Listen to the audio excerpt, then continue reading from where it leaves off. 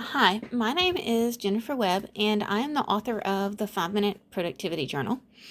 And I wanted to take a minute today to go through and give you an in depth review and look inside the journal so that you can decide if it's the right journal for you.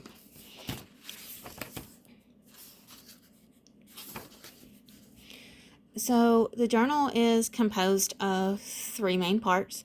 The first one is an introduction, and then part one, your best life starts here. That is kind of sets you up for success and tells you more in detail how to use the journal. And then part two are the actual journal entries themselves. So let's dive in.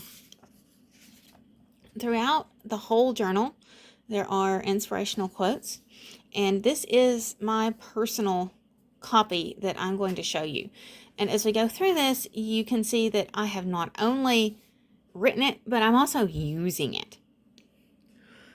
So I wrote the 5 Minute Productivity Journal because, let's face it, time is a limited commodity. We only have so much time to do things. And time management has been kind of a passion of mine. And I really wanted this journal to be a way for you to work smarter instead of harder. So that was the introduction. And in part one, your best life starts here. We're trying to check in with your priorities and make good behaviors habits. So at the very first, here's some quick getting started tips.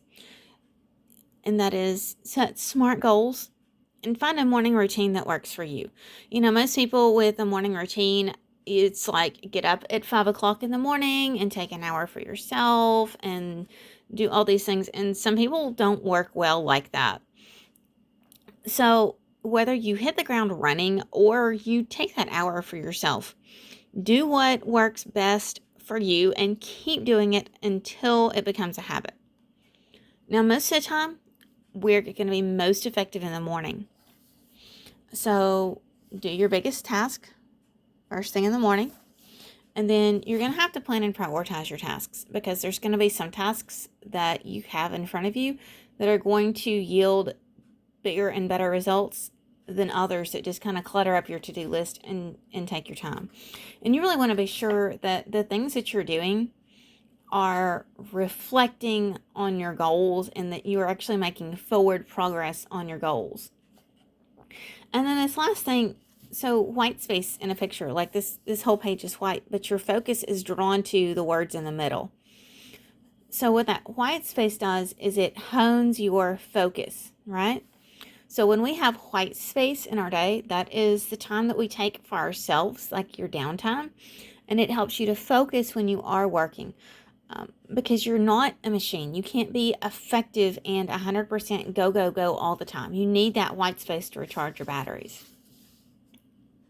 Now, another part that a life coach, one of my endorsers that was a life coach, really bragged on was this life wheel exercise.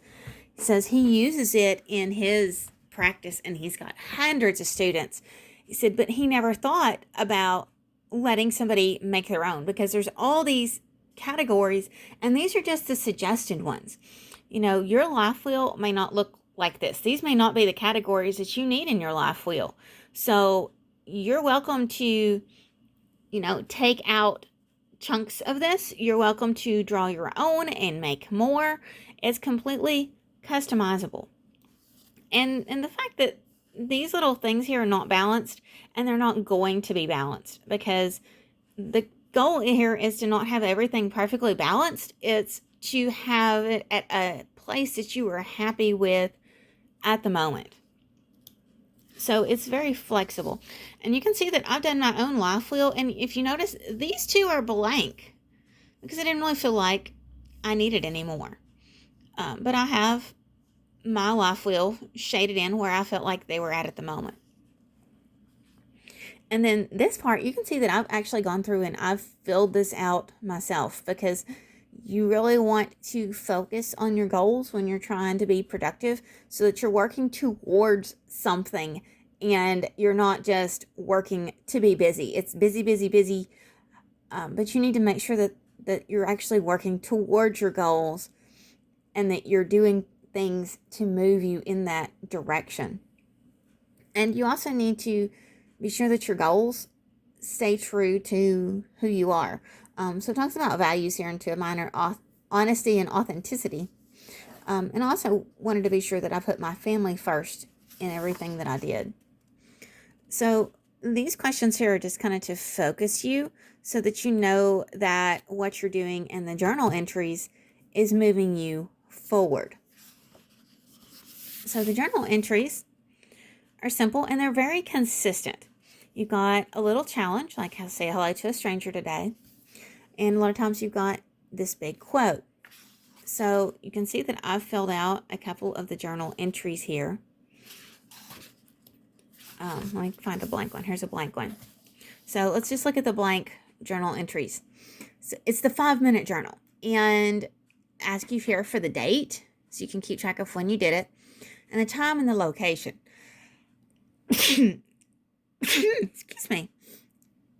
So the time is you're going to keep track of how much time your 5-minute journal is actually doing, because sometimes it can seem like you're wasting forever on a journal entry, and it's really only been 5 or 10 minutes.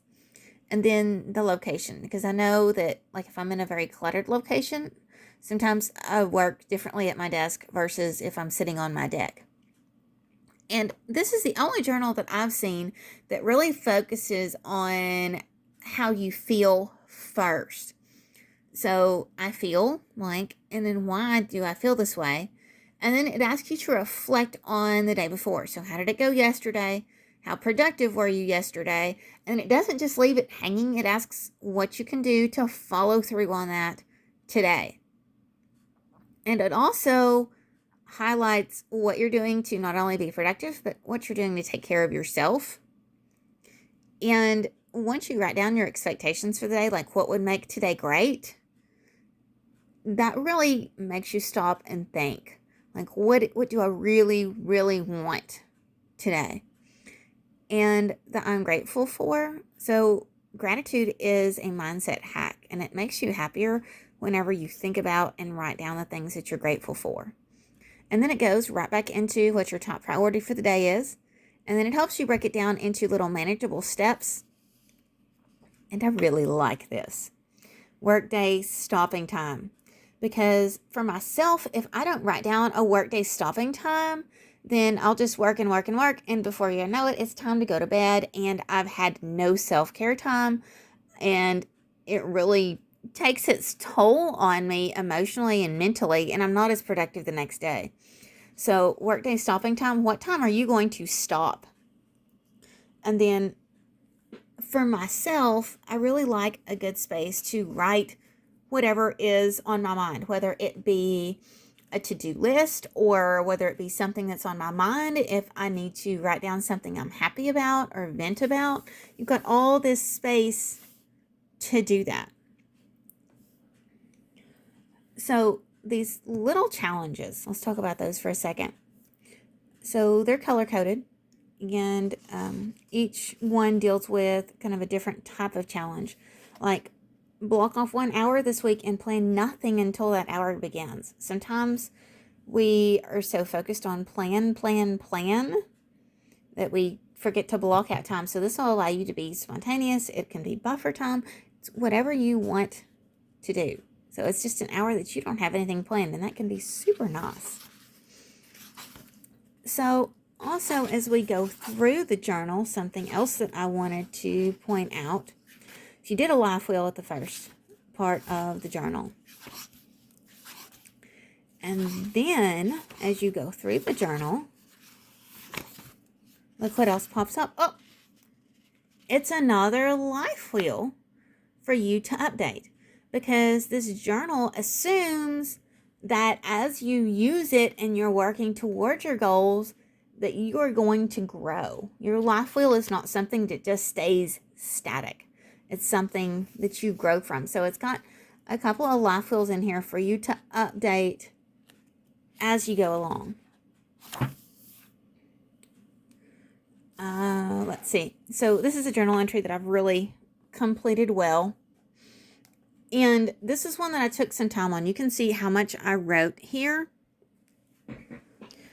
So I've got the date, and I started at 7:16 a.m. and I was sitting at the kitchen table. And I went into detail on how I felt, why I felt that way, how did it go yesterday. I had a really productive day the day before.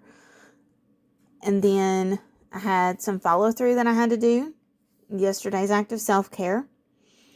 And then what would make today great? So Nia's our new kitten, and she tested negative for feline leukemia because she had been sick and they were concerned about it. So I was happy about that. I did get my interviews done, and I got an article written, and I got the oil changed in my vehicle. So, and it says, I'm grateful for the check engine light on my van went off. That's always something to be grateful for. And then I have a workday stopping time, and if you look, I changed it. The reason for that is because I had one of my interviews that rescheduled. But just because you got something written down, it doesn't mean that you can't change it. And then I had, event, rejoice, plan list, which is kind of where I wrote down some thoughts that were on my mind. And look, this is the time that I finished the journal entry. So this took me 12 minutes to do all of this. And then for the little challenge, I had one of my endorsers call me and was bragging on the journal, and that just really made my day. It made me feel super proud.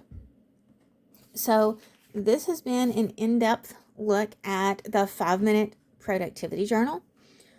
I hope that you saw what you needed to see so that you have an idea of what is right for you. I will say I can tell a difference when on the days that I use the journal and on the days that I don't use the journal. The days that I use the journal myself, I feel like I am killing it and I'm super productive and I'm organized without feeling overwhelmed or stressed. And I want that for you as well. So this has been a look at the 5-minute productivity journal. God bless. Happy questing. Thank you for watching.